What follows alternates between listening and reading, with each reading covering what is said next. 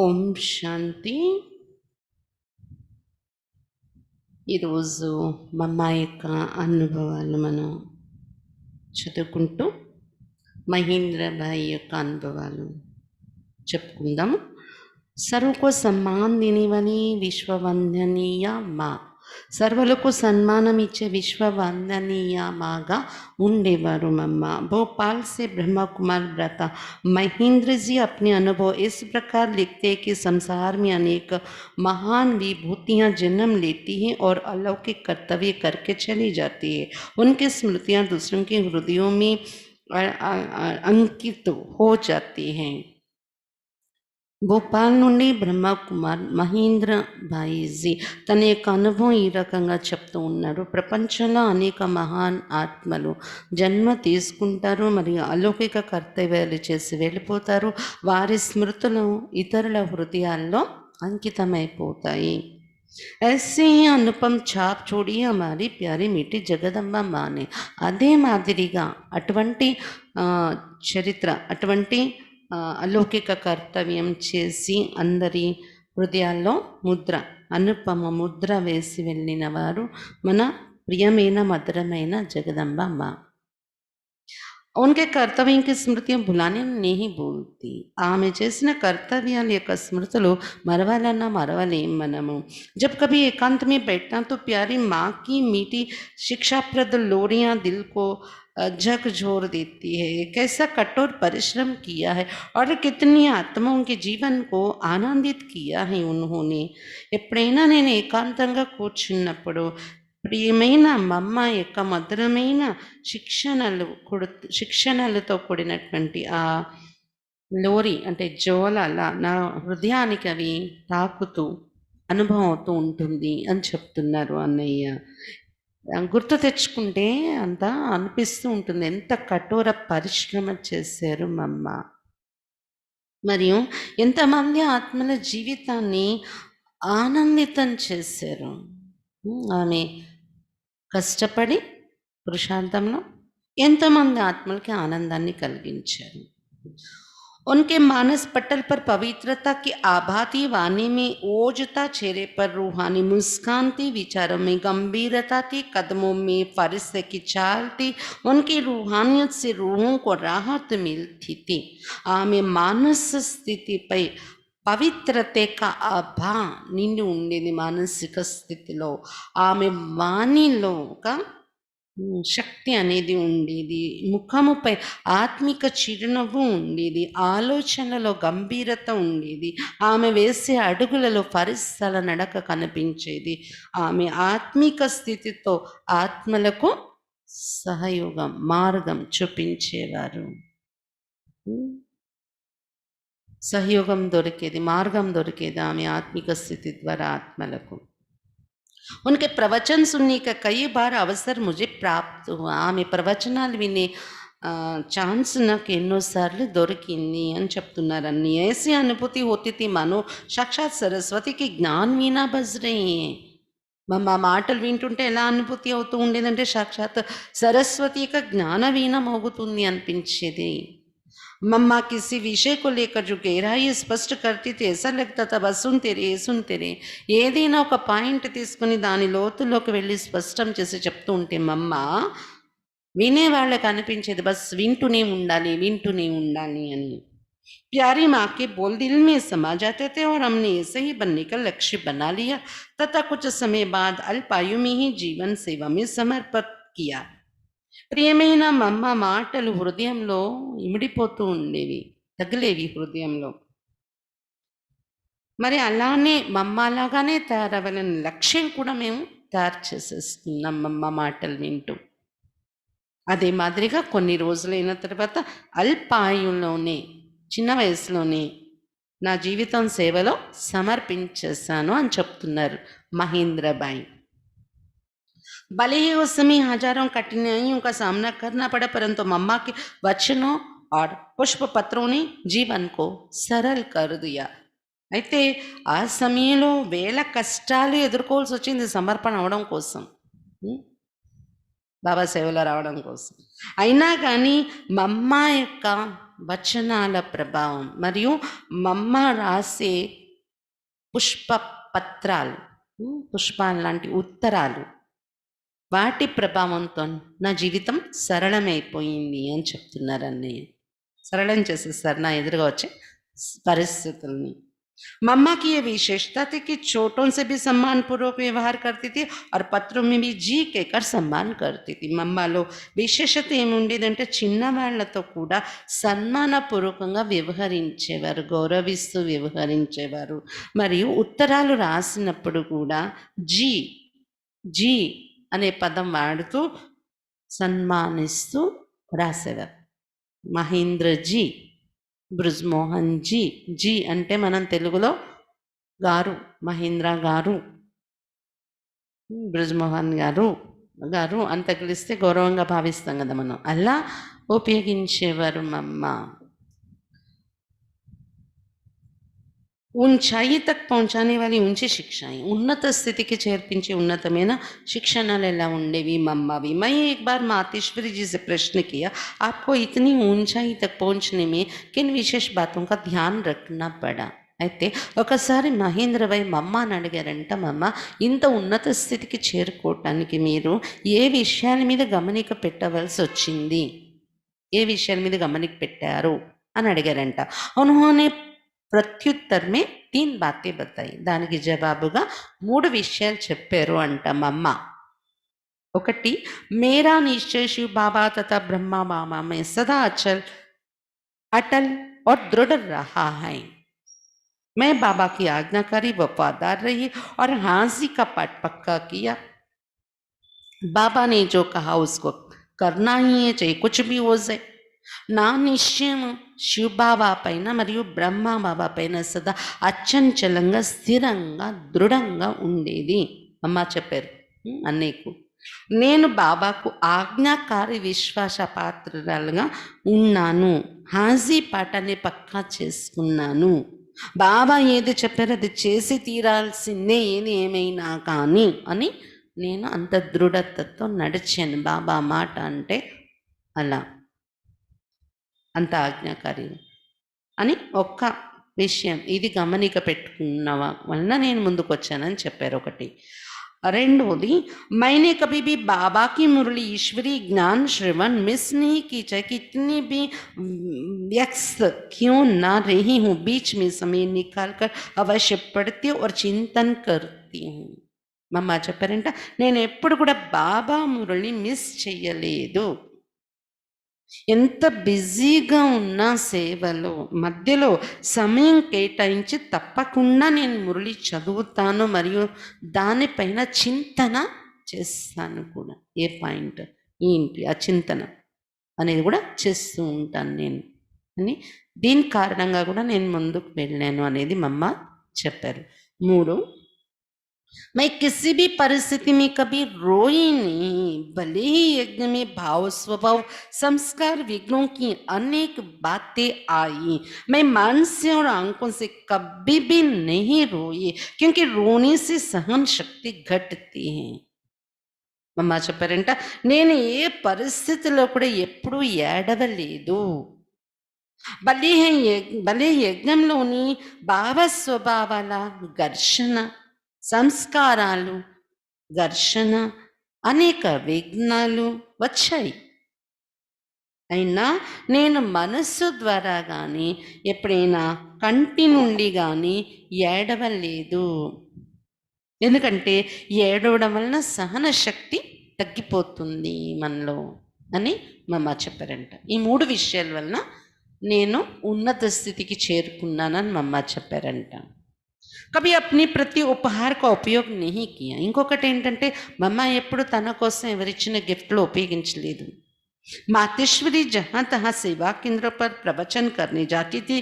जितनी भी उपहार स्वरूप वस्तुएं मिलती उन्हें ना स्वयं प्रयोग करती, ना दूसरों को प्रयोग करने देती. उन्हें लाकर पहले यज्ञ में यज्ञ पिता को अर्पित करती थी. మాతేశ్వరి మమ్మ ఎక్కడంటే అక్కడ సేవా కేంద్రాల్లో ఉపన్యాసం ఇవ్వటానికి, క్లాస్ చేయటానికి వెళ్తూ ఉండేవారు కదా. అయితే ఎన్నో రకాలుగా ఒక్కొక్క సెంటర్‌లో వెళ్ళినప్పుడు ఒక్కొక్క రకమైన వస్తువులు గిఫ్ట్‌గా సౌగాతని ఇస్తాం గదా! మనం ఎవరైనా వస్తే. అలా సౌగాతులు దొరికేవన్నమాట. అయితే వాటిని ఆమె స్వయం కూడా ఎప్పుడు వాడేవారు కాదు. చుట్టూ ఉన్న అక్కయ్యలు, అన్నయ్యలను కూడా వాడనిచ్చేవారు కాదు. ఏం చేసేవారు? అవి తీసుకొని డైరెక్ట్‌గా మధుబన్‌లో యజ్ఞపీత బ్రహ్మబాబా ఎదురుగా తీసుకొని వెళ్ళి అర్పించేవారు. ఇది నేను సేవ చేయటానికి వెళ్ళాను. ఇవి సేవ చేసినప్పుడు వచ్చిన గిఫ్ట్లు ఇచ్చేసేవారు. అంతేకాని ఫలానా వాళ్ళు నాకిచ్చారు, నేను వాడాలి, నా కోసం ఇచ్చారు. బాబా మొదటి నుండి యజ్ఞ నియమం అది. ఇప్పుడు సెంటర్‌లో కూడా అదే నియమం. అందుకే అక్కయ్యలు కూడా చెప్తాం. వ్యక్తిగతంగా ఎవరిని ఏది అడిగి తీసుకోకండి. పర్సనల్‌గా మీరు. పర్సనల్‌గా ఎవరికి ఏది ఇవ్వకండి. యజ్ఞం నుండి నడవాలి. నిమిత్తుల వైపు నుండి ఇప్పించండి ఎవరికి ఏది ఇవ్వాలంటే. మీకెవరేది ఇచ్చినా నిమిత్తులకి తెచ్చి అప్పచెప్పండి. పర్సనల్ అనేది అక్కడ ఉండకూడదు. అది మా అమ్మ చూపించేవారు వ్యవహారంలో. ఇప్పటికి కూడా అదే యజ్ఞం యొక్క నియమం. అది మనం నడిచినా నడవకపోయినా అది నియమం. అలా నడవడం వల్లనే మన వ్యవహారంలో ఒక ఏమంటారు క్లియర్‌గా ఉండడం, క్లీన్‌గా ఉండడం అనేది తయారవుతుందన్నమాట. माँ का स्वभाव गुण सागर की तरह था। कभी भी किसी की गलती व अन्य कोई बात मम्मा के सामने आती तो वे सागर की तरह समा लेती। మమ్మ యొక్క స్వభావము గుణాలు సాగరంలా ఉండేవి. ఎప్పుడు కూడా ఎవరివన్నీ ఏదైనా పొరపాటు జరిగినా, ఎవరైనా ఏదైనా విషయం అమ్మ ఎదురుగా తీసుకొచ్చినా సాగరం మాదిరిగా ఆ విషయాలని మనసులో ఇముడ్చుకునేవారు. कोई बच्चा उनके पास कोई बात लेकर आता तो उसको ही समझा देती थी, उसकी बात किसी दूसरे से రిపీట్ नहीं करती थी.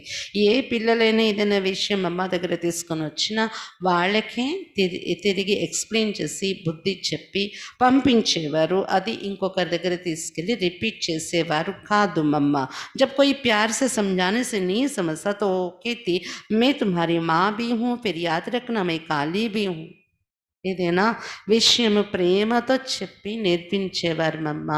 అప్పటికి కూడా అర్థం చేసుకోకపోతే మారకపోతే వాళ్ళు మమ్మ అనేవారంట, చూడు నేను నీకు తల్లిని కూడా నేర్పిస్తున్నాను, గుర్తుంచుకో, మారకపోతే నేను ఖాళీని కూడా అని అనేవారంట మమ్మ. त्रिमूर्ति रूपधारी स्वरूपधारी वास्तव में मातेश्वरी जी के 3 रूप दिखाई देते हैं। सरस्वती के रूप में विद्या देवी, ज्ञान धन बांटने वाली लक्ष्मी और असुरी वृत्तियों का संहार करने वाली दुर्गा. వాస్తవానికి మాతేశ్వరి మమ్మలో 3 రూపాలు కనిపిస్తూ ఉండేవి, 3 స్వరూపాలు.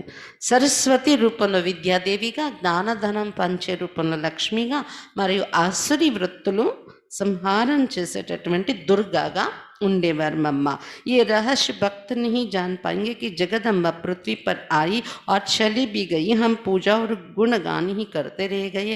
ఈ రహస్యం భక్తులు తెలుసుకోలేరు. జగదంబ నిజంగా పృథ్వీ పైన అవతరించారు, వెళ్ళిపోయారు కూడా కర్తవ్యం చేసి. కానీ మేము చూడలేదామని తెలుసుకోలేకపోయాం. విగ్రహాల దగ్గర పూజ గుణగానం చేస్తూనే ఉండిపోయాం. ఇది భక్తుల యొక్క పరిస్థితి అని చెప్తున్నారు అన్నయ్య. తర్వాత సర్వమాన్య మా లలితాంబ, అందరి మాన్యత పొందే తల్లిగా లలితాంబగా ఉండేవారు అని ఎవరు చెప్తున్నారు? బ్రహ్మకుమార్ భ్రాత ఓం ప్రకాష్ జీ. బ్రహ్మకుమార్ ఓం ప్రకాష్ భాయిజీ చెప్తున్నారు. ఓం ప్రకాష్ భాయిజీ మధుబన్లో రైల్వే డిపార్ట్మెంట్ చూసుకునేవారు అనమాట. అన్నయ్య తన అనుభవం ఈ విధంగా చెప్తున్నాను. अपना अनुभव इस प्रकार सुनाते हैं कि बात सन 1957 की है. कौशल्या नामक एक बहन रोज कमला नगर सेवा केंद्र पर आती थी. తన అనుభవం ఈ రకంగా వినిపిస్తున్నారు ఓం ప్రకాష్ భాయిజీ. అది 1957 1957 సంవత్సరం. అది కౌశల్య అని ఒక మాత కమలానగర్ సెంటర్లో क्लास के वस्तु ఉండేవారు. उसको ज्ञान और योग में बहुत लगन थी. वो పవిత్ర జీవన్ भी बीताती थी. ఆమెకు జ్ఞాన యోగాల మీద చాలా తపన ఉండేది. పవిత్ర జీవితం గుండా గడిపేవారు ఆమె. పవిత్రత నియమం మీద నడుస్తుంది ఆ మాత. लेकिन उसका पति इस पवित्रता की बात पर बहुत लड़ाई झगड़ा करता था. కానీ ఆమె పతి ఈ పవిత్రత విషయంలో చాలా గొడవలు పెట్టేవాడు. यहाँ तक कि एक दिन उसने अपनी पत्नी को बहुत पीटा भी. ఒకరోజు తన పత్నిని చాలా కొట్టాడు కూడా అతను. जब उसको पता पड़ा कि मम्मा आई हैं तो वो खुद मम्मा से मिलने आया और मम्मा के सामने बहुत गुस्से से अपनी सारी बात कह दी. ఎప్పుడైతే అతనికి తెలిసిందో మమ్మ ఢిల్లీలో ఆ సెంటర్లో వచ్చారు ఉన్నారు అని, ఆయన స్వయం మమ్మతో కలవడం కోసం సెంటర్కి వచ్చారు. మమ్మ ఎదురుగా చాలా కోపంతో తన మాటలు ఏమి అనాలో చెప్పాలో అని అనేసారంట మమ్మ ఎదురుగా. मम्मा शांति से उसकी सारी बातें सुन रही थी और वो उसको शांति का दान दे रही थी. అతను అంటూనే ఉన్నాడు, చెప్తూనే ఉన్నాడు, మమ్మ శాంతిగా వింటున్నారు మాట్లాడకుండా. కానీ లోపల నుండి ఆ వ్యక్తికి శాంతి దానం చేస్తున్నారంట మమ్మ. మనసుతో శాంతి దానం చేస్తున్నారు. जब उसकी बात पूरी हुई तब मम्मा ने उसको बच्चे बच्चे कहते हुए उससे प्यार से बात की तो वो एकदम शांत हो गया और शांति से चला गया. అతను మాట్లాడడం పూర్తయిపోయాక మమ్మ బచ్చే బచ్చే అంటూ ప్రేమగా మాట్లాడడం మొదలుపెట్టారు అతనితోని. అంతే, అతను శాంతమైపోయాడు, శాంతిగా వెళ్ళిపోయాడు. बाबा की मुरली थोड़ी जटिल होती थी, अर्थात सामान्य व्यक्ति अथवा जिज्ञासु अथवा नया वर्ष उसको समझ नहीं पाता था क्योंकि वो कोई रहस्यों से भरी रहती थी. బాబా మురళి కొంచెం కష్టంగా ఉండేది. అంటే సామాన్యమైన వ్యక్తులు లేదా సామాన్యమైన జిజ్ఞాసులు, కొత్తగా వచ్చే పిల్లలు డైరెక్ట్గా అంత అర్థం చేసుకోలేరు బాబా మురళి. అలా ఉండేది. ఎందుకంటే గుహ్యమైన రహస్యాలతో నిండి ఉండేది మురళి. हमने दिल्ली में देखा कि मम्मा रात को बाबा की मुरली टेप द्वारा सुनकर चिंतन मंथन करके पहले खुद उसको अपने में समाकर फिर उसको सरल बनाकर बच्चों को सुनाती थी. అయితే అన్నయ్య చెప్తున్నారు, నేను చూసాను ఢిల్లీలో ఎప్పుడైతే మమ్మ వచ్చి ఉన్నారో కేసెట్లో బాబా వాయిస్ నుండి వచ్చేదన్నమాట. క్యాసెట్ల రూపంలో అది టేప్ రికార్డులో పెట్టుకొని క్యాసెట్ ద్వారా మురళి రాత్రి వినేవారంట మమ్మ. విని దాని మీద చింతన మంథన చేసి స్వయంలో దాన్ని ఇముడ్చుకొని తర్వాత దాన్ని సరళం చేసి ఈజీగా అర్థమయ్యేలాగా తయారు చేసి పిల్లలకు వినిపించేవారు మమ్మ. मम्मा के समझाने पर हर बात से यही समझता था कि ये ज्ञान बिंदु मेरे लिए, इसे मुझे ధారణ करना है. మమ్మ చెప్పే విధానం ఎలా ఉండేదంటే వినే ప్రతి పిల్లలకి అనిపించేది ఈ జ్ఞాన బిందువులు నాకు సంబంధించినవే, నేను ధారణ చేసి తీరాలి అనే లక్ష్యము వచ్చేస్తుంది వినే వాళ్ళకి. ऐसे प्रकार మమ్మ की वाणी सरल और सहज होती थी. ఈ విధంగా మమ్మ వాణి చాలా సహజంగా సరళంగా ఉండేది అర్థం కావటానికి. भारत के सर्वोच्च न्यायालय के मुख्य न्यायाधीश माननीय बीपी सिम्हा जी उन दिनों मम्मा से मिलने आए थे. భారతదేశం యొక్క సుప్రీం కోర్ట్ దానిలో ముఖ్యమైన న్యాయాధికారి అతడు గౌరవనీయులు బీపీ సింహాజీ అతని పేరు. అతను మమ్మతో కలవడానికి వచ్చారంట ఢిల్లీలో సెంటర్లో. मम्मा हमेशा माँ बनकर ही रहती थी. हर एक की बात को अच्छी तरह सुनकर उसका हल करती थी. మమ్మ ఎప్పుడు కూడా ఒక తల్లిగానే ఉండేవారు. ప్రతి ఒక్కరి మాటలు విని వాళ్ళకి చక్కటి పరిష్కారం వినిపించేవారు. मम्मा को देखकर सिन्हा जी ने अलौकिक माँ की ममता का अनुभव किया. అయితే ఢిల్లీలో ఆ సెంటర్కి ఎవరైతే సుప్రీంకోర్టు న్యాయాధికారి, ముఖ్య న్యాయాధికారి వచ్చారో సింహాజీ, అతను अलौकिक तल्ली యొక్క మమత అనుభవం చేశారు మమ్మ నుండి. उन्होंने अपने अनुभव में ये व्यक्त भी किया कि ये मेरी कहानी, ये मेरी रूहानी माँ है, देवी है, शक्ति है. అతను వ్యక్తిగతంగా అనుభవం చెప్పినప్పుడు కూడా ఈ అనుభవం చెప్పారంట. ఏమని? మమ్మ నాకు ఆత్మిక తల్లి, దేవి, ఆమె శక్తి అని చెప్పారంట. उसने मम्मा के सामने कोई वाद विवाद नहीं किया, बहुत प्यार से मिला और मम्मा की बातें सुनकर आनंदित भी होता रहा. అతను మమ్మ ఎదురుగా ఎటువంటి వాద వివాదాలు చేయలేదు. చాలా ప్రేమతో మమ్మని కలిశారు. మమ్మ మాటలు ప్రేమతో విని ఆనందితమై వెళ్ళారు.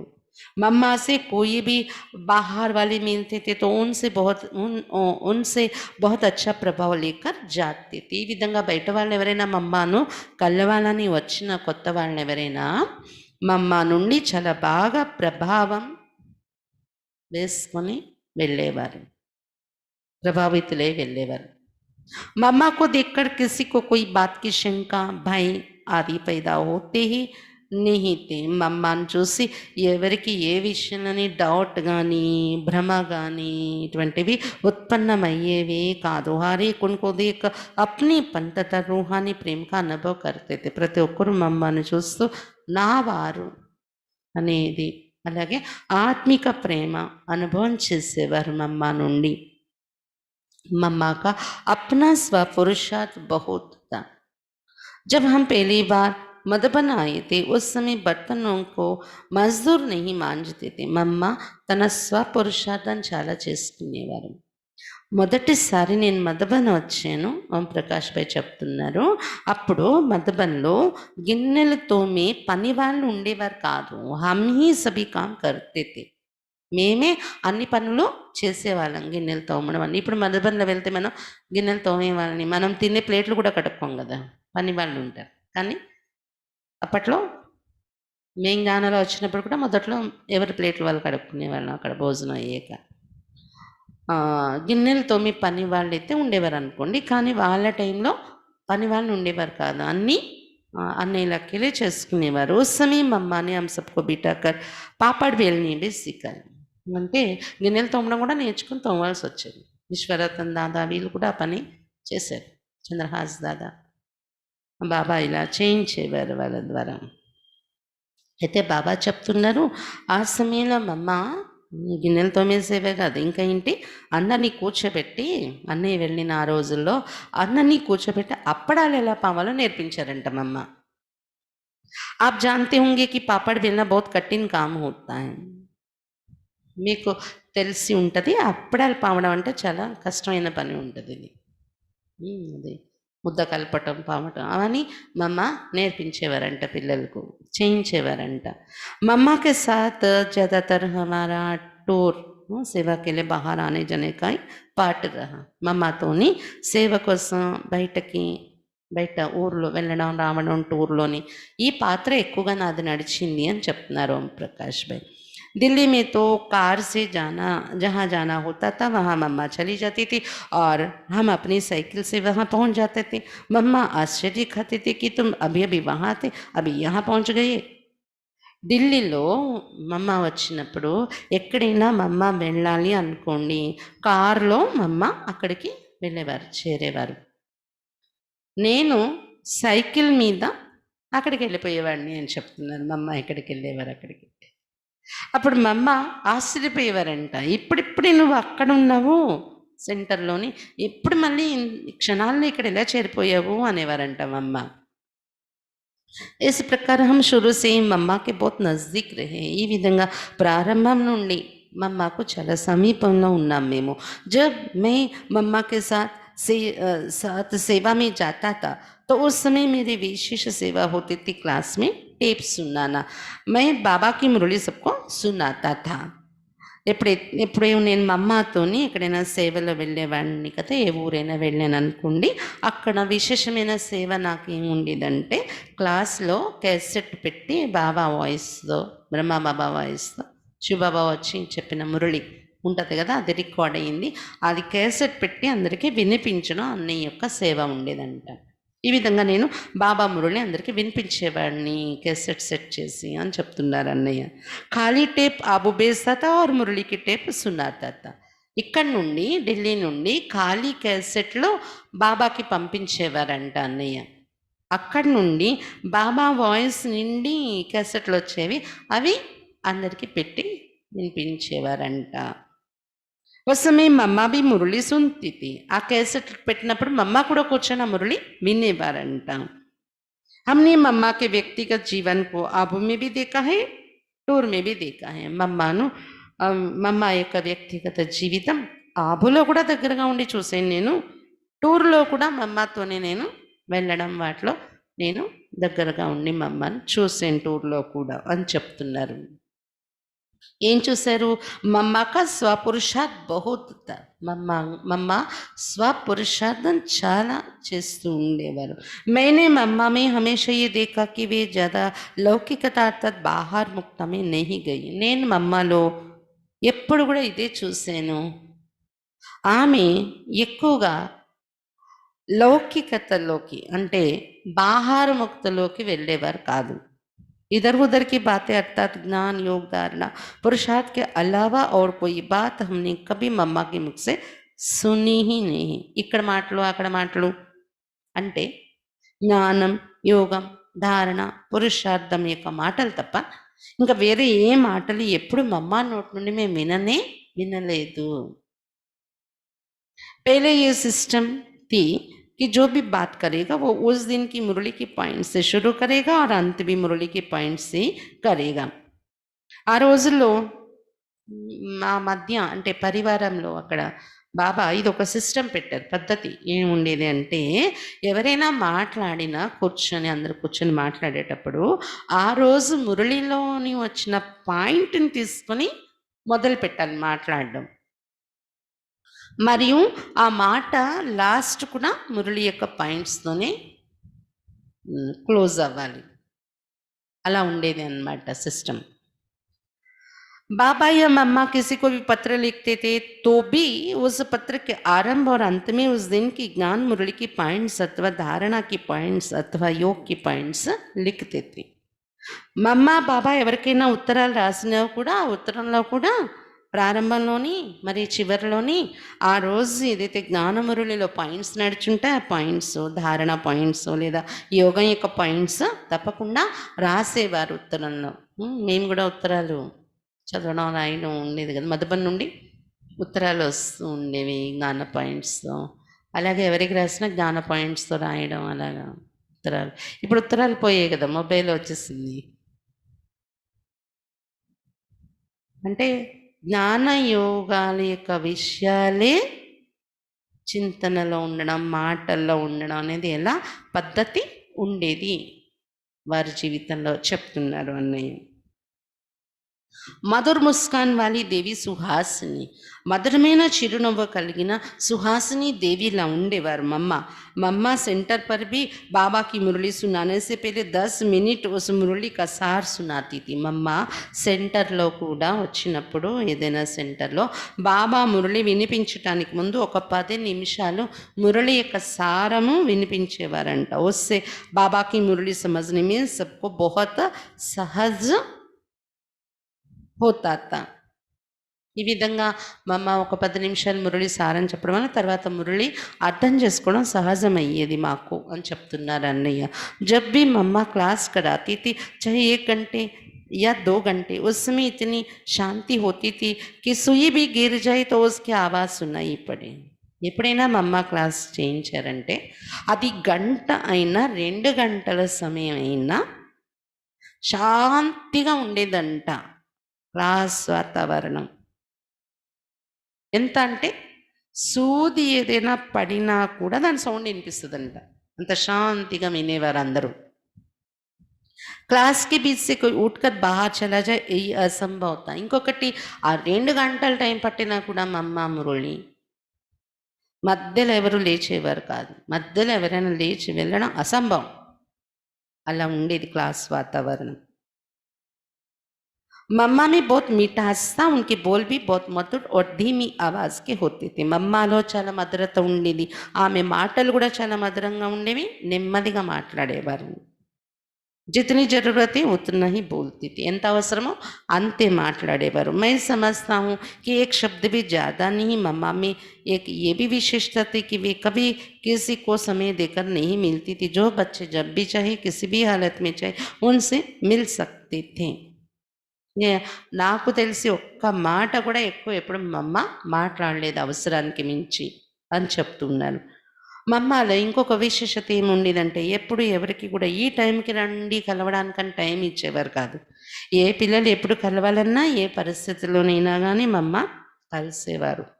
మా అమ్మకు ఓ వ్యవహార అథवा पाठ कहे అసాధారణత, మా అమ్మ యొక్క వ్యవహారం మా అమ్మ యొక్క పాత్ర అసాధారణంగా ఉండేది। हमने देखा कि अन्य सब बहुत हंसते थे, टहलते थे, रमणीकता में आते थे, लेकिन मम्मा कभी नहीं। నేను చూసాను ఇతర అన్నయ్యలు అక్కలందరూ చాలా నవ్వడము, సరదా జోక్స్, రమణీకతలో ఉండేవారు। కానీ మా అమ్మ ఎప్పుడు అలా ఉండేవారు కాదు। మా అమ్మ भी हंसती थी परंतु किसी को पता ही नहीं पड़ता था, शब्द रहित हंसी होती थी। అంటే మా అమ్మ నవ్వేవారు కాదా, సరదాగా ఉండేవారు కాదా అంటే అందరి మధ్య ఉండేవారు, నవ్వేవారంట మా అమ్మ కూడా। కానీ ఎవరికి తెలిసేది కాదు మా అమ్మ నవ్వుతున్నారు అనేది కూడా। మాటలు లేనటువంటి ఒక నవ్వు, చిరునవ్వు ఉండేది, శబ్దరహితమైన నవ్వు। ఓ మధుర ముస్కాన్ హోती थी, మధురమైన చిరునవ్వు ఉండేది మా అమ్మ ముఖము పైన। ज्ञान ध्यान योग के सिवाय और किसी में आसक्ति नहीं होती थी। జ్ఞానం ధ్యానం యోగం ఇవి తప్ప ఇంకే విషయాల్లో ఆసక్తి ఉండేది కాదు మా అమ్మకు। अन्य लोग बाबा के साथ खेलना रास करना आदि करते थे लेकिन मम्मा नहीं। इसका अर्थ ये नहीं कि मम्मा हर बात से किनारा करके अलग रहती थी, नहीं। मम्मा सब कार्यक्रम जैसे पिकनिक, घूमना फिरना, खेल पाल आदि में जाती थी परंतु अपनी पुरुषार्थ में मगन रहती थी। ये सब क्रियाकलाप साक्षी होकर देखती थी। इस प्रकार मम्मा का स्वपुरुषार्थ बहुत तीव्र था। ఇతర పిల్లలందరూ కూడా బాబాతో ఆడడము, రాస్ చేయడము అనేవి వీటిలో గడిపేవారు। కానీ మా అమ్మ అలా ఉండేవారు కాదు। అంటే అర్థము మా అమ్మ ప్రతి విషయం నుండి ప్రతి వ్యక్తుల నుండి దూరంగా ఉండేవారేమో అనుకోకండి। మా అమ్మ అన్ని కార్యకలాపాలు చేసేవారు। పిక్నిక్కి వెళ్ళడం, అందరితో తిరగడము, ఎక్కడైనా అలా ఏదైనా చూడటానికి వెళ్ళాలి, తిరగాలి అంటే కూడా తిరిగేవారు। అలాగే ఆటపాటలు కూడా ఆడేవారు మా అమ్మ బాబాతోని, పిల్లలతోని। కానీ అవన్నీ చేస్తూ కూడా తన లోపల పురుషార్థంలో తను మగ్నమై ఉండేవారు। క్రియాకలాపాలన్నీ చేస్తూ సాక్షిగా ఉండేవారు వాటిలో। ఈ రకంగా మా అమ్మ స్వపురుషార్థం చాలా తీవ్రంగా ఉండేది। మా అమ్మనే కभी अपने పురుషార్థ ढीला नहीं छोड़ी। ఇవన్నీ చేస్తూ కూడా తన పురుషార్థాన్ని ఎప్పుడు కూడా ढीला చేసుకోలేదు మా అమ్మ। दिव्य लोक दिखाकर दिव्य बनाने वाली కమల్ నయని, దివ్య లోకాన్ని చూపించి దివ్యంగా తయారు చేసే కమల నయనిగా ఉండేవారు। मम्मा के देखने का ढंग ही विचित्र था। मम्मा చూసే విధానమే విచిత్రంగా ఉండేది। जैसे बाबा हमें देखते हैं और उनको देखते हम सब कुछ भूलकर एक अतीन्द्रिय अनुभव में चले जाते हैं, उसी प्रकार मम्मा की दृष्टि, मम्मा का चेहरा इतना रूहानी होता था कि सामने वाला अपने को इस दुनिया से निराला अनुभव करता था। ఎలాగైతే బాబాని చూసేటప్పుడు అన్నీ మర్చిపోయి అతీంద్రియ అనుభవంలోకి వెళ్ళిపోయే వాళ్ళమో అదే రకంగా మమ్మ దృష్టి, మమ్మ ముఖ కవలికలు ఎంత ఆత్మిక స్థితి ఉండేదంటే ఎదురుగా కూర్చునేవారు, ఈ ప్రపంచం నుండి అతీతమయ్యే అనుభవం చేసుకునేవారు। मम्मा हो अथवा बाबा हो, दोनों में कोई भी हमें योग कराते थे तो हम यहाँ नहीं रहते थे, कहीं दूर चले जाते थे, अनुभवों में खो जाते थे। मम्मा కానీ బాబా కానీ వీరిరువురిలో ఎవరు యోగం చేయించినా ఎదురుగా కూర్చుని మేము ఇక్కడ ఉండేవాళ్ళం కాదు, దృష్టి తీసుకుంటూ ఎక్కడో దూరంగా వెళ్ళిపోయి అనుభవాలలో లీనమైపోయేవారేమో అని చెప్తున్నారు అన్నయ్య।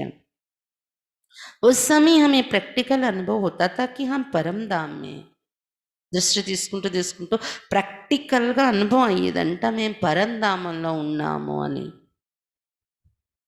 4-5 घंटे तक भी हम सब और मम्मा बाबा एक ही मुद्रा में बैठ योगस्थ रहते थे शरीर बिल्कुल टस से मस नहीं होता था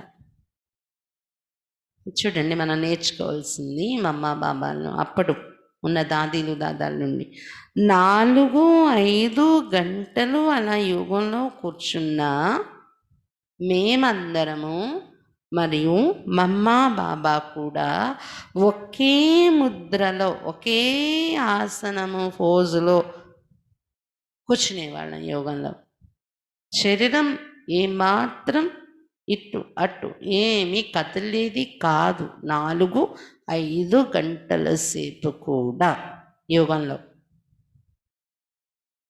అమ్మ బాబా దృష్టిస్తూనే ఉండేవారు పిల్లలు తీసుకుని ఉండేవారు కదలని స్థితిలో యోగం చేసేవారు అరగంట అయినా మనం కూర్చుంటామా ఈ రోజుల్లో కూర్చోలేము అనడం కాదు కూర్చోవాలి సాధనామూర్తి అంటే సాధన చేయడం అంటే ఏంటి गोद में जाना अर्थात धर्म के बच्चे बनना బాబా బడిలో వెళ్ళడం అంటే ధర్మ సంతానం దత్తత అయిపోవడం అని భావించేవారు उस समय जिज्ञासुओं को ज्ञान सीधा सुनाते थे घुमा फिरा कर नहीं ఆ సమయంలో ఆ రోజుల్లో వచ్చే స్టూడెంట్స్కి జ్ఞానము డైరెక్ట్గా వినిపించేవారు తిప్పి తిప్పి కాదు ఈ రోజుల్లో అయితే ఏంటి వేరే వేరే టాపిక్స్ రూపంలో వినిపించి ఏమో మేనేజ్మెంట్ కోర్సులు అని చెప్పి అలాగా జ్ఞానం చెప్పడం అలా ఉండేది కాదు డైరెక్ట్ బాబా ఇచ్చిన జ్ఞానం డైరెక్ట్గా వినిపించేవారు उसी की तरह मम्मा भी सदा परमात्मा के बारे में परमात्मा के अवतरण के बारे में आत्मा के बारे में योग के बारे में और कर्म की गहन गति के बारे में सीधा ही ज्ञान सुनाती थी मुख्य बात होती थी पवित्रता के बारे में అదే విధంగా మమ్మ కూడా డైరెక్ట్ మహావాక్యాలు ఎలా పరమాత్మ పరిచయం విషయం కానీ పరమాత్మ అవతరణ కోసం ఆత్మ పరిచయంకి సంబంధించి అలాగే యోగము విషయంలోని అలాగే కర్మల గుహ్య గతి అనే విషయం పైన డైరెక్ట్ మహావాక్యాలు వినిపించేవారు డైరెక్ట్ జ్ఞానం ముఖ్యమైన విషయం ఇంకా పవిత్రత అనే విషయం మీద కూడా అమ్మ డైరెక్ట్ జ్ఞానం ఇచ్చేవారు పవిత్రతకి ఉపరి జ్యాదా జోడ్ పోతా పవిత్రత విషయంలోనే ఎక్కువ అప్పుడు ప్రోత్సహించేవారు బాబా सन 1954 में मैं मम्मा से आबू में कोटा हाउस में सबसे पहले मिला था 1954వ సంవత్సరంలో నేను మమ్మాతో ఆబులో కోటా హౌస్లో హెడ్ క్వార్టర్ ఉన్నప్పుడు మొట్టమొదటిసారి కలిశాను అని చెప్తున్నారు ఓం ప్రకాష్ భాయ్ मुझे ज्ञान दिल्ली कमला नगर से सन 1953 में मिला था నాకైతే జ్ఞానము ఢిల్లీలో కమలానగర్ సెంటర్ నుండి 1953లో దొరికింది అని చెప్తున్నారు అన్నయ్య पहले जो भी मम्मा बाबा से मिलने आते थे तो उनको गोद लिया जाता था यहाँ गोद लेने के 2 अर्थ हैं ఎవరు బాబా మమ్మను కలవడానికి వచ్చినా వాళ్ళ వడిలోకి వెళ్ళేవారంట ప్రతి ఒక్కరు ఆ సమయంలో వడిలో వెళ్ళడం అంటే 2 అర్థాలు అనుభవం చేసేవారు ఏక్ उसको बच्चे मानकर गोद लेना दूसरा उस बच्चे का माँ बाप बन उनको अपनी गोद में शरण देना ఒకటి ఏంటి వారిని పిల్లలు మా పిల్లలను భావించి వడిలోకి తీసుకోవడం అడాప్ట్ చేసుకోవడం అంటారు దత్తత తీసుకోవడం బాబా అలా తన వారిగా చేసుకోవటం అనే సిస్టమ్ వడిలో తీసుకొని అనుభవం చేయించేవారు అనమాట అప్పటి నుండి బాబా బిడ్డ అయిపోయానని అనుభవం చేసేవారు ఇంకా రెండో మీనింగ్ ఏంటంటే మమ్మ బాబా ఒడిలో వెళ్ళడం అంటే ఒడిలో తీసుకొని తల్లి తండ్రిగా అయ్యి తన వడిలో శరణలో తీసుకున్నాను పిల్లల్ని అనే మీనింగ్ అనుభవం చేయించేవారు బాబా इस प्रकार जब मैं मम्मा की गोद में गया तो मुझे ऐसा लगा कि मम्मा की हड्डी मांस वाली काया है ही नहीं ఆ రకంగా నేను కూడా మా అమ్మ వాళ్ళలోకి వెళ్ళాను. మొదటిసారి కలవడం గదా! మా అమ్మ వాళ్ళలోకి వెళ్ళాను. అప్పుడు నాకేమనిపించిందంటే మా అమ్మ వాళ్ళలో తల పెడుతూనే, మా అమ్మ శరీరంలో ఎముకలు, మాంసము లేదు. हुँ। मुझे उनकी गोद रोई जैसी अनुभव हुई. మమ్మ బడి दूधी మాదిరిగా నాకు అనుభవం అయింది అని చెప్తున్నారు అన్నయ్య. उनकी गोद में जाते पता नहीं मैं कहाँ किस लोक में चला गया. మమ్మ ఒడిలో తల పెడుతూనే నేను ఎక్కడికెళ్ళిపోయానో, ఏ లోకంలోకెళ్ళిపోయానో నాకే తెలియలేదు. అటువంటి అనుభవంలో లీనమైపోయాను అని చెప్తున్నారు అన్నయ్య. मुझे अत्यंत आनंद और शांति का अनुभव होने लगा. నాకు అత్యంత ఆనందం మరియు శాంతి అనుభవమైంది మమ్మ ఒడిలో చేరి అని చెప్తున్నారు అన్నయ్య.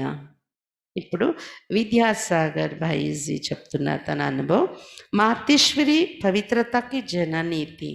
మాతేశ్వరి పవిత్రత యొక్క జననిగా ఇలా ఉండేవారు చెప్తున్నారు. ब्रह्मा कुमार प्रता विद्यासागर जी दिल्ली से लिखते हैं कि मैंने सन 1963 में ईश्वरीय ज्ञान प्राप्त किया. బ్రహ్మ కుమార్ విద్యాసాగర్ భాయిజీ ఢిల్లీ నుండి ఆయన చెప్తున్న అనుభవం ఏంటంటే, నేను 1963వ సంవత్సరంలో ఈశ్వరీయ జ్ఞానం పొందాను. इससे पूर्व संसार के प्रमुख को ईश्वर प्रेमियों भक्तों के अनुभव तथा ज्ञान पड़ चुका था. ఇక్కడ రాకముందు ప్రపంచంలో ఉన్న ప్రముఖ ఈశ్వర ప్రేమిలు, భక్తులు, వాళ్ళ అనుభవాలు మరియు అనేక రకాల జ్ఞానం చాలా చదివాను నేను. सभी धर्मशास्त्र पढ़े, वेद उपनिषद इत्यादि का सार पढ़ा एवं ఆచరణ में लाया. ఎన్నో ధర్మశాస్త్రాలు చదివాను, వేదాలు ఉపనిషత్తులు చదివాను, వాటిని ఆచరణలో కూడా తీసుకొచ్చాను. अंत में आर्य समाज का पक्का अनुयायी बना, फिर भी सत्यता की खोज में रहा. ఇవన్నీ చదివి చదివి ఆఖరికి ఆర్య సమాజంలో పక్కా ఫాలోవర్గా కూడా అయ్యాను నేను. అయినప్పటికీ ఇంకా సత్యత ఏదో ఉంది అని వెతికేవాడని. प्रथम बार दिल्ली रजौरी गार्डन में మాతేశ్వరి जी से मुलाकात. మొదటిసారి ఢిల్లీలో రజౌరీ గార్డెన్ అనే ఏరియాలో ఉన్న సెంటర్లో మాతేశ్వరి जी వచ్చి ఉన్నారు. ఆమెతో కలిశారు అన్నయ్య. మాతేశ్వరి जी आबू से सन 1963 में रजौरी गार्डन दिल्ली पधारी. ఆబూ నుండి మాతేశ్వరి మమ్మ రజౌరీ గార్డెన్ సెంటర్కి ఢిల్లీలో 1963లో వచ్చారు. पहली बार मातेश्वरी जी से मिलती मुझे ऐसा दिव्य प्रकाश तथा पवित्रता का अनुभव हुआ जो मैं देह को बिल्कुल भूल गया. మొదటిసారి కలవగానే మమ్మను నాకు ఎటువంటి దివ్య ప్రకాశము మరియు పవిత్రత యొక్క అనుభవం అయింది అంటే, మమ్మ నుండి నేను దేహాన్ని పూర్తిగా మర్చిపోయాను మొదటిసారి మమ్మను కలిసిన సమయంలో అని చెప్తున్నారు. మేరే చారోవర ఆనందికి లేరే చాగాయి. అంతేకాదు నా నలువైపుల ఆనందం యొక్క అలలు వ్యాపించాయి. అంత ఆనందం అనుభవమైంది నాకు అని చెప్తున్నారు. इन दिनों में मैं इस संस्था के केवल संपर्क में ही आया था और ईश्वरीय ज्ञान की गुह्यता को जानने में लगा था. అప్పటి రోజుల్లో నేను ఇంకా పూర్తి బాబా బిడ్డ అయిపోలేదు. ఈ సంస్థతో కేవలం సంపర్కంలో మాత్రమే ఉన్నాను. ఈశ్వరీయ జ్ఞానం యొక్క గుహ్యత తెలుసుకోవాలని ఇంకా ప్రయత్నంలో ఉన్నాను అప్పట్లో.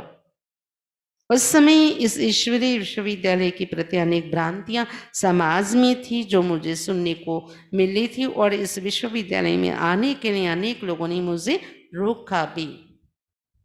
ఆ రోజుల్లో ఈ ఈశ్వరీయ విశ్వవిద్యాలయం కోసం సమాజంలో అనేక రకాల భ్రాంతులు ఉండేవి. అవన్నీ నేను విన్నాను జనాల ద్వారా, బయట మనుషుల ద్వారా. అనేక మంది ఈ ఈశ్వరీయ విశ్వవిద్యాలయంలో వెళ్ళొద్దు అని నన్ను ఆపేరు కూడా, అక్కడికి వెళ్ళొద్దు అని. फिर भी मैं इस ज्ञान एवं योग की गहराइयों का अनुभव करने में लगा रहा और मैंने ये निश्चय किया कि जब तक मैं खुद इस ईश्वरीय विश्वविद्यालय के बारे में कुछ ऐसा नहीं देखूंगा और सुनूंगा तब तक इसे बिल्कुल नहीं छोड़ूंगा. ఎంతోమంది వెళ్ళొద్దు వెళ్ళొద్దు అక్కడ బీకేల దగ్గరికి అని ఆపారంట. అయినా కూడా ఈ జ్ఞానము యోగం యొక్క లోతులను అనుభవం చేసుకోవటంలో నేను మొదలుపెట్టాను. మరి నేను ఇది నిశ్చయం చేసుకున్నాను లోపల నుండి, ఎంతవరకు నేను స్వయముగా ఈ ఈశ్వరీయ విశ్వవిద్యాలయం విషయంలో చూడనో మరియు విననో, ఇక్కడ ఏం జరుగుతుందనేది చూడడం వినడం నేను స్వయంగా అనుభవం చెయ్యను, అంతవరకు నేను ఈ సంస్థను విడిచిపెట్టను అనుకుని ఉన్నారంట అన్నయ్య. ఎంతోమంది ఎన్ని చెప్తున్నా చెప్పేది కాదు, నేను ఇక్కడ అనుభవం చేయాలి, ఏం జరుగుతుంది, ఏముంది ఇక్కడ అనేది అని నిలబడ్డారు అన్నయ్య. అంతవరకు నేను విడిచిపెట్టను అని. मातेश्वरी जी के मिलन के पश्चात पवित्रता के आनंद एवं हल्केपन के अनुभव से ईश्वरीय विश्वविद्यालय की शिक्षाओं को पूर्ण रूप से अनुभव करने का उत्साह और बढ़ गया. मातेश्वरी మమ్మాను కలిసిన వెంటనే పవిత్రత యొక్క ఆనందం మరియు తేలిక స్థితి అనుభవం అవ్వడంతో నాకు ఈశ్వరీయ విశ్వవిద్యాలయంలో నేర్పించే శిక్షణలు కంప్లీట్గా అనుభవం చేసుకోవాలి నేను అని ఒక ఉత్సాహం నాకు ఇంకా పెరిగింది. అంటే జ్ఞానంలో గట్టిపడ్డాను నేను మమ్మతో కలిసాక అని చెప్తున్నారు. అంతకుముందు సంపర్కంలో వచ్చేవారిగానే ఉండేవారు. मातेश्वरी जी से जितने भी बार मिलना हुआ, मेरी कमजोरियों को अवगुणों को मातेश्वरी जी ने నష్ట कर दिया. ఎన్నిసార్లు అయితే మాతేశ్వరి మమ్మతో నేను కలిసినప్పుడంతా నాలో ఉన్న బలహీనతలు అవగుణాల్ని नाशనం చేసేసారు మమ్మ అన్నట్టు అనుభవం అయ్యేది. మాకే श्वासों से भी पवित्रता छलकती थी. मुझे दिव्य गुणों को धारण करने का वरदान प्राप्त हुआ. మమ్మ యొక్క శ్వాస ద్వారా కూడా పవిత్రత అనేది అంటే ప్రకాశిస్తూ ఉండేది, వ్యాపిస్తూ ఉండేది. నేను దివ్య గుణాల యొక్క ధారణ చేసుకునే వరదానం మమ్మ నుండి పొందాను అని చెప్తున్నారు. అంటే మమ్మ జీవితం ద్వారా నాకు ఆ ప్రేరణలు వరదానంగా దొరికాయి. సర్వ అలంకార సుశోభితే అలా ఉండేవారు మమ్మ. मातेश्वरी जी की पवित्र मुस्कान, रूहानी दृष्टि एवं बोल सदा ही वरदानी थे. मम्मा యొక్క పవిత్రమైన చిరునవ్వు, ఆత్మిక దృష్టి మరియు మాటలు సదా వరదాని మాటలు ఉండేవి. మమ్మా के कर्मों में पूर्ण रूप से धारणा दिखी. మమ్మా యొక్క కర్మల్లో పూర్తి ధారణలు చూసాము. मैंने समीपता से मातेश्वरी जी को देखकर अनुभव किया कि एक भी शब्द अथवा बोल माँ के मुख से ऐसा कभी भी नहीं निकला जो ज्ञान स्वरूप, प्रेम स्वरूप, योग युक्त ना हो. నేను మాతేశ్వరి మమ్మను సమీపం నుండి చూసి అనుభవం చేశాను. ఏంటంటే మమ్మ నోటి నుండి ఇలాంటి ఒక పదము, ఒక మాట కూడా ఎప్పుడు జ్ఞానస్వరూపం, ప్రేమ స్వరూపం, యోగయుక్త స్థితి అనే దాన్ని దాటి ఈ స్వరూపానికి విరుద్ధమైన ఎటువంటి మాటలు ఏ రోజు కూడా ఎప్పుడు మమ్మ నోటి నుండి నేను వినలేదు అని చెప్తున్నారు అన్నయ్య. उन दिनों संसार में इस ईश्वरीय विश्वविद्यालय का जोर शोर से विरोध हो रहा था, लेकिन मैं माँ के आनंद स्वरूप की स्थिति द्वारा दिनों दिन इसके अति समीप आता रहा और ऐसा अपने साथ वायदा किया, दृढ़ संकल्प किया कि मैं भी माँ की तरह बनूं. ఆ రోజుల్లో ప్రపంచంలో ఈ ఈశ్వరీయ విశ్వవిద్యాలయం పట్ల చాలా విరోధం జరుగుతూ ఉండేది. సమాజం నుండి, బయట సమాజం నుండి విఘ్నాలు వేసేవారు. కానీ నేను మమ్మలో ఆనంద స్వరూప స్థితిని చూసి రోజు రోజుకి ఈ సంస్థకు సమీపమయ్యాను. నేను ఎంతమంది ఎన్ని చెడ్డగా చెప్తున్న సంస్థ మీద నేను ప్రాక్టికల్గా మమ్మ ద్వారా పొందిన అనుభవాల ద్వారా ఇంకా దగ్గర అయ్యాను నేను. మరియు నాలో నేను వాగ్దానం చేసుకున్నాను, దృఢ సంకల్పం చేసుకున్నాను, నేను కూడా మమ్మ మాదిరిగా తయారవుతాను అని దృఢ సంకల్పం తీసుకున్నాను అని చెప్తున్నారు అన్నయ్య. मातेश्वरी जी तो साक्षात सरस्वती चैतन्य नदी थी. మాతేశ్వరి మమ్మ సాక్షాత్ సరస్వతి చైతన్య నదిగా ఉండేవారు. సరస్వతి ఒక నది కూడా ఉంది కదా. एक बार मैंने అది నది, ఇది చైతన్యమైన నదిగా ఉండేవారు మా అమ్మ. एक बार मैंने मातेश्वरी जी के सम्मुख ये शब्द उच्चारण किए कि हे माँ, मैं भी इस ईश्वरीय विश्वविद्यालय के कर्तव्यों में अपना सारा जीवन समर्पित करना चाहता हूँ. ఒకసారి నేను మాతేశ్వరి మమ్మ ఎదురుగా మాట్లాడాను. ఏమా, నేను కూడా ఈ ఈశ్వరీయ విశ్వవిద్యాలయం యొక్క సేవలలో, కర్తవ్యాలలో నా జీవితం అంతా సమర్పించాలనుకుంటున్నాను అని అన్నారంట మమ్మతో. माँ ने कहा कि अपने माँ बाप के साथ रहते इस संसार में भीष्म पितामह का उदाहरण प्रत्यक्ष करो, ताकि विश्व के नौजवान आपसे प्रेरणा ले. माँ की शिक्षाओं को ग्रहण करके आज लगभग 40 वर्षों से इस ईश्वरीय कार्य में कार्यरत हूँ. मम्मा అన్నారంట, లేదు, నువ్వు మీ లౌకిక అమ్మా నాన్నతో కలిసి ఉంటూ ఈ ప్రపంచంలో భీష్మ పితామహుడు అనే ఉదాహరణ ప్రత్యక్షం చెయ్యు. నిన్ను చూసి ప్రపంచంలో ఉన్న నవ యువకులకు ప్రేరణ దొరకాలి, ఇలా మే నడవాలి అని, అలా ఉండి చూపించు అన్నారంట మమ్మ. మమ్మ యొక్క ఆ శిక్షణలను గ్రహిస్తూ ఈ రోజుకి సుమారుగా 40 సంవత్సరాలని ఈ పుస్తకం రాసే టైంకి అన్నారు అన్నయ్య. ఈ పుస్తకం తయారై 20 ఏళ్ళు 15 ఏళ్ళు అయిపోతుందేమో. అప్పటి నుండి కూడా ఈ ఈశ్వరీయ కార్యంలో నేను నిమగ్నమై ఉన్నాను అని చెప్తున్నారు అన్నయ్య. मैं सरस्वती के जीवन से ऐसा दिव्य दिग्दर्शन होता था. माँ सरस्वती के जीवन से ऐसा दिव्य दिग्दर्शन होता था जो किसी भी अपरिचित व्यक्ति को ये सोचने को मजबूर कर देता था कि ये सचमुच दिव्य शक्ति संपन्न है.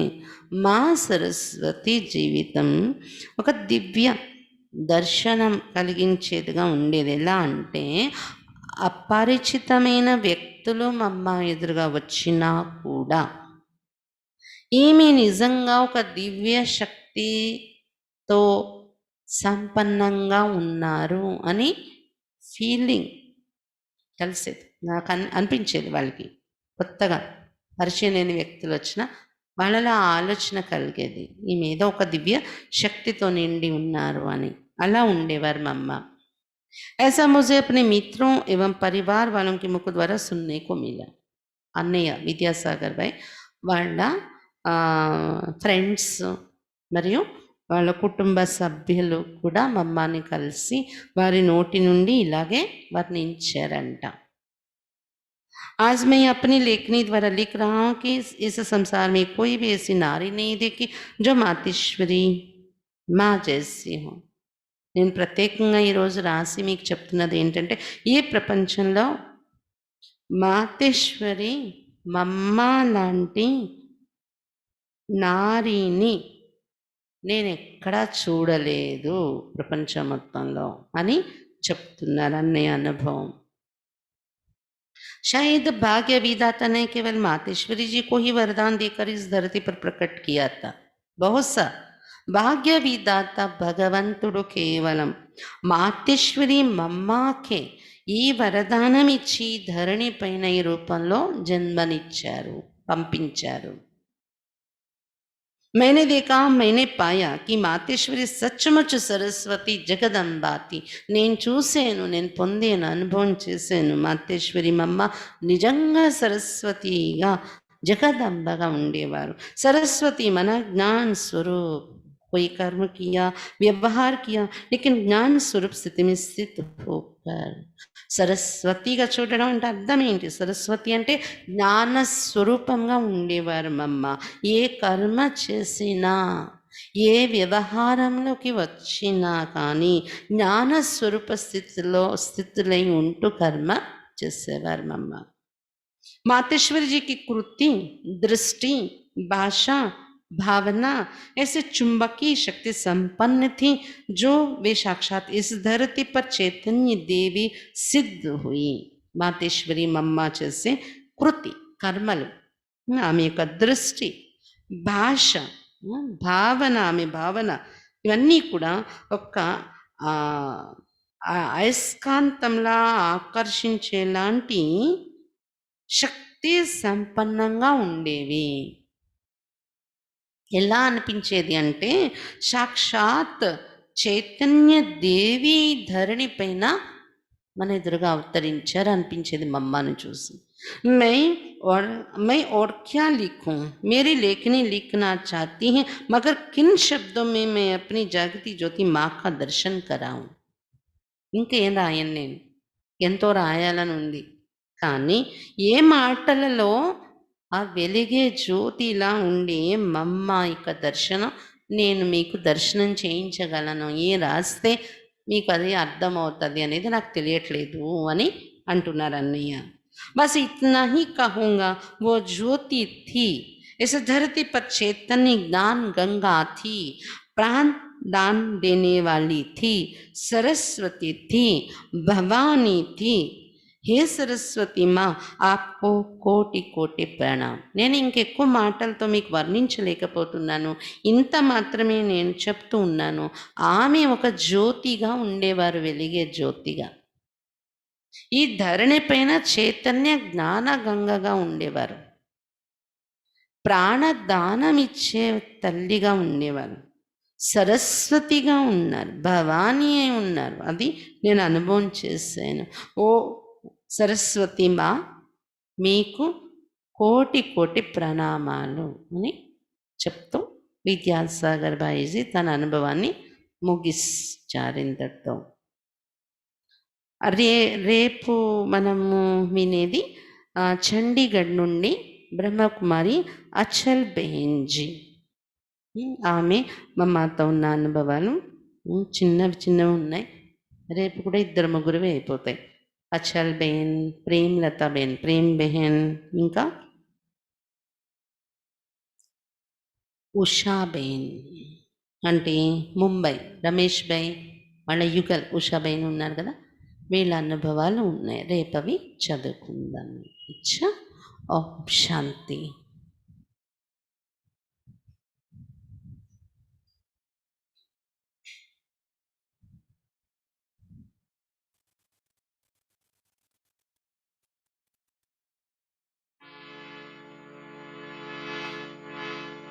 बाबा सूरज, मम्मा चंदा, बच्चे हम ज्ञान सितारे हैं, जग को रोशन करने वाले ये दोनों नयन हमारे हैं। तुम ही से तो वो ज्ञान चंद्रमा, ज्योतित ये जग सारा है। तुम ही से तो वो ज्ञान चंद्रमा, ज्योतित ये जग सारा है। ओ अम्बे माँ, जगदम्बे माँ, ओ अम्बे माँ, जगदम्बे माँ, तुमको नमन हमारा है, तुमको नमन हमारा है। तुम ही से तो वो ज्ञान चंद्रमा, ज्योतित ये जग सारा है।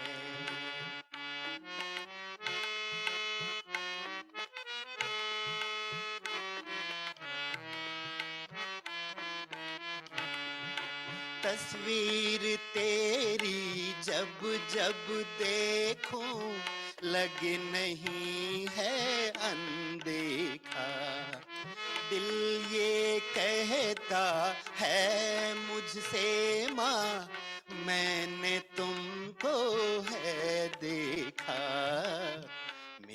मेरा क्या लाखों जीवन का